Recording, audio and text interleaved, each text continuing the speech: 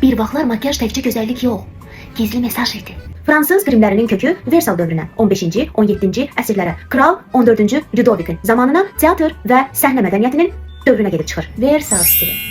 Fransız aristokratiyasında üz ağ pudra ilə örtülürdü. Damarlar yüngül mavi rənglə qrimlənirdi. Yanaqlara karmin vurulurdu.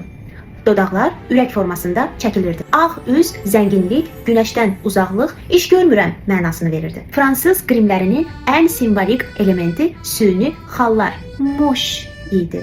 Bu xallar sevgi mesajı verir. Flört göstəricisi idi. Məsələn, göz ətrafında ehtiras, dodaq üstündə kokatlik, yəni cilvəli, nazlı, alın ortasında isə məğrurluq mənasını verirdi. İndi mən cilvəli hesab olunuram. Yəni qrim səssiz ünsiyyət dili idi. Fransada komediya, dell'arte. Burada saray maskaları qrimin inkişafına böyük təsir etdi. Teatr qrimləri, abartılı mimikalar, güclü kontur, ağ-qara kontrast üzərində qurulurdu ki, səhnədə uzaqdan da bu mimikalar görünsün. Bugün teatr və opera qrimləri, moda həftələri, retro editorial makyajlar, bunlar hamısı fransız qrim estetikasından ilham alır.